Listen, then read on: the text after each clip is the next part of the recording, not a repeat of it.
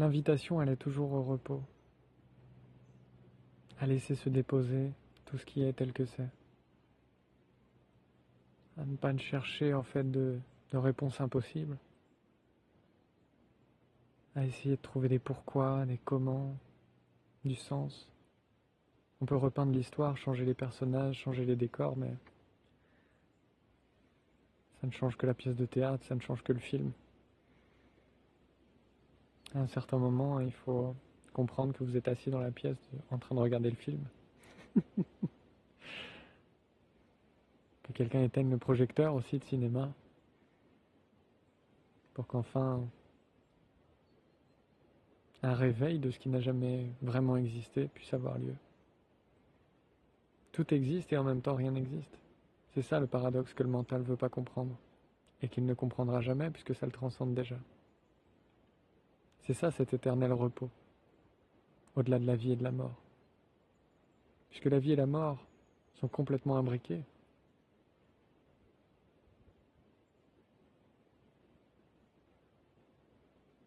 Lorsqu'un arbre tombe au sol, c'est une source de vie pour d'autres champignons, termites, insectes, cloportes. Il vient nourrir le sol, donc est-ce qu'il est vraiment mort? Ou est-ce que c'est une nouvelle source de vie? Tout dépend du point de vue. Les deux sont entièrement imbriqués. Aucune polarité n'existe l'une sans l'autre. Une fois qu'on comprend ce non-savoir, on est libre. On est libre de chercher pourquoi et comment, de trouver du sens. On est libre du devenir, d'aller quelque part, de provenir de quelque part, d'avoir une histoire, que les concepts désignent vraiment ce qu'ils désignent avec les mots, comme si les mots faisaient vraiment exister les choses. Alors que tout est sans substance réelle, c'est juste des bulles faites d'espace.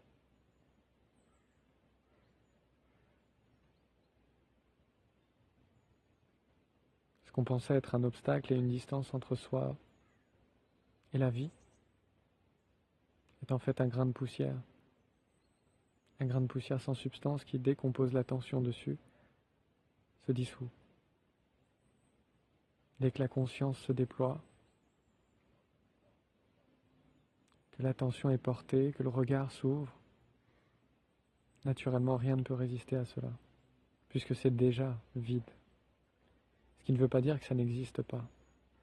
Ça existe simplement à partir du moment où on le nomme. Mais au-delà de ce nom, il n'y a rien à trouver. Au-delà du mot corps, au-delà du mot moi, ego, mental, il n'y a rien de solide. Essayez d'attraper le mental, de le mettre dans une boîte et de l'enfermer à triple tour pour le jeter au fond d'un lac, si ça vous gêne tant. Tordez le cou à la conscience. Attrapez le corps, vous ne pourrez pas. Vous pouvez attraper des parties du corps, mais le corps lui-même, il est introuvable. Pourtant, il est là. Le mental lui-même est introuvable. Et pourtant, on le nomme comme étant mental. Tout ce sentiment d'exister laisse croire qu'il y a un passé, un présent et un futur, que quelque chose va quelque part, et que peut-être une réalisation, quelque chose va basculer, tomber. On a l'impression que ça appartient à d'autres, qui ne sont pas moi. Et c'est juste ça, l'illusion. C'est de croire qu'il y a une illusion. Parce qu'on croit qu'il y a moi, on croit qu'il y a autre. Qu'il y a moi dans le corps, qu'il y a moi dans la voiture, qu'il y a moi dans le diplôme, qu'il y a moi dans la carrière, moi dans la femme ou l'homme de notre vie. Mes enfants, mon jardin, ma pelle, mon arbre. On croit que le moi est dans toutes ces choses. Il y a un ingrédient supplémentaire dans la vie où il y a le moi partout. Mon vécu, mes émotions, mon mental, mon histoire, mon personnage. On voudrait tout modifier, arrêter d'être comme ci et vouloir devenir comme ça. Laissez tout tel que c'est. Ne cherchez pas à atteindre ce que vous êtes déjà, vous ne pouvez pas devenir ce que vous êtes. C'est comme si le soleil, en regardant tous les objets dans l'univers, se demandait d'où vient la lumière. Mais pourquoi cette boule est éclairée? Mais d'où provient cette lumière et cette chaleur? Mais c'est pas possible. Alors il va regarder si la lumière vient de la Terre elle-même, ou de la Lune, ou de Neptune, ou peut-être d'une étoile. Il va se rendre compte que c'est lui, simplement, du fait d'être, qui éclaire tout ça. Sans distinction. Il ne fait pas de distinction quand il éclaire. Il amène sa chaleur et son amour à l'infini dans l'espace, quel que soit l'objet.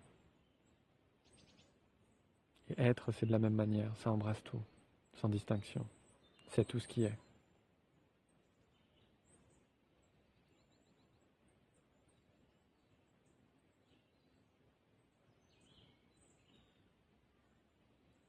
C'est toujours spontané, ici et maintenant, immédiat. Ça ne vous a jamais quitté. C'est indestructible, inaltérable. Les riches ne peuvent pas l'embellir. Les pauvres ne peuvent pas le perdre. Les beaux ne peuvent pas l'améliorer, le rendre magnifique. Et le laid ne peut non plus, pas du tout, le rendre moche. C'est totalement libre. Ça accueille tout ce qui est. C'est un espace entier pour le monde. Et le monde entier est cet espace, les deux à la fois, simultanément.